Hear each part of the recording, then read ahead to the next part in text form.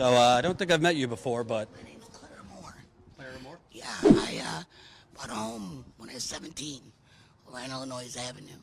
Been there 42 years. Raised 5 great kids. My youngest is going to be 30 the end of this month. I have 13 grandkids. And 6 months after the water switch, my throat started bothering me.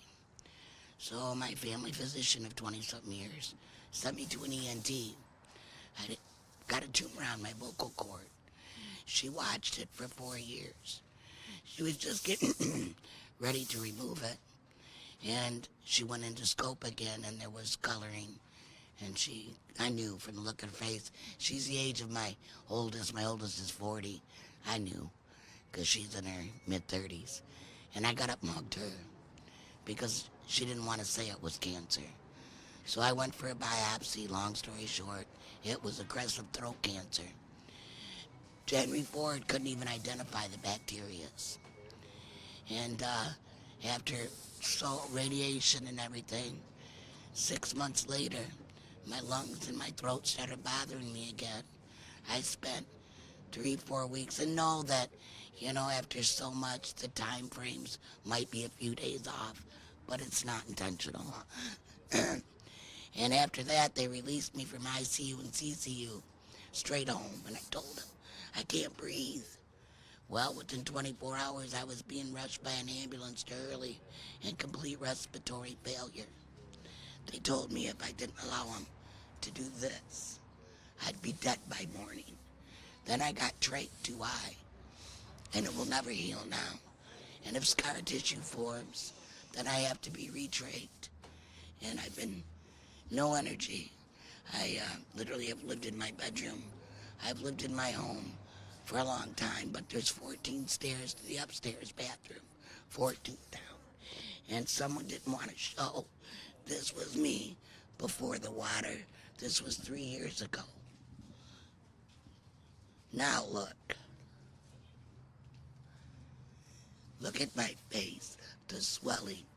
I'm talking good today, but that's the grace of God. I've lost everything. Now my property value that I've 42 years, I was emancipated at 14.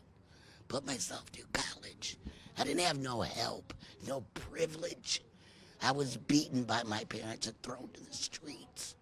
And I fought for emancipation and raised my children with God. But where did it get me? In the city of Flint? I might as well be dead.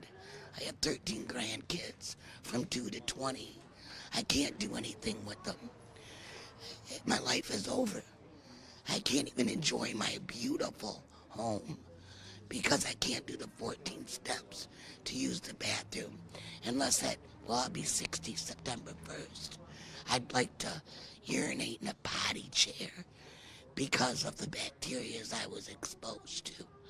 And then again, when they did my throat and they had to go in and scrape it and everything at Hurley, they wouldn't release my medical records even to me.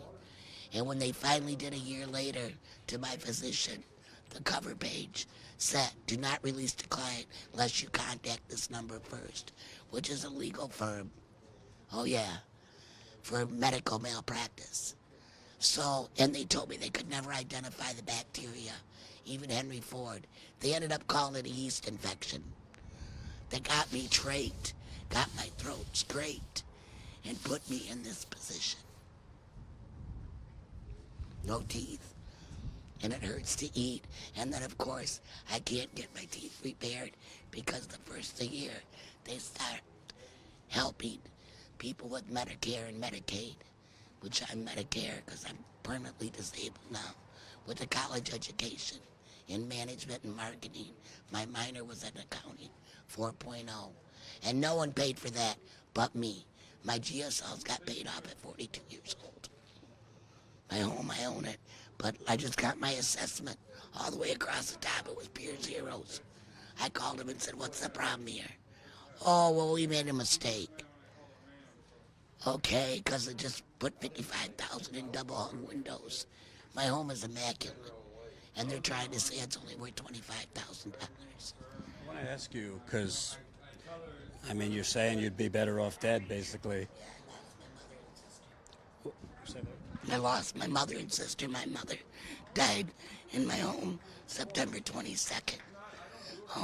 And it was from hypertension, which is one of the things that's included in the suit. What does it say to you? There's people like you that your life has been devastated, and the governor of the state basically has been charged with the equivalent of a parking ticket, $1,000 fine if convicted, a year in jail, which likely he would never spend that full year in jail. And this is what they're calling justice for the people of Flint. Because I had a 4.0 in Constitution, and everything that's happened here is against our U.S. Constitution. The people, we the people, no, it's we the people that run the city that have screwed over all the taxpayers, and it's from federal, state, and local. That's why we have 3 sets of government. Because when a city screws up, the state steps in. If the state ain't doing their job, the federal comes in. Where the heck are they? Because we all know what the EPA found in the water before they ever switched it. Our lives didn't matter at all, and they still don't. And it's sad. I was active with the Democratic Party for 23 years. As far as I'm concerned, our country should be ashamed. We're not great no more. We're sad.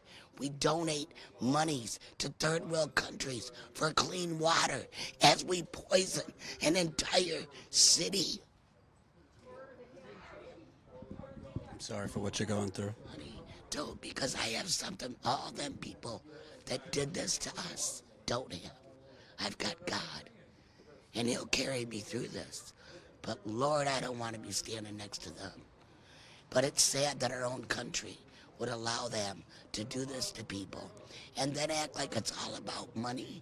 There ain't enough money in the world to give me back my life or my mother or my sister. But it would be nice if they could at least put reverse osmosis in homeowners and in homes so we have clean water. I bathe. This is what happens. Still, to this day.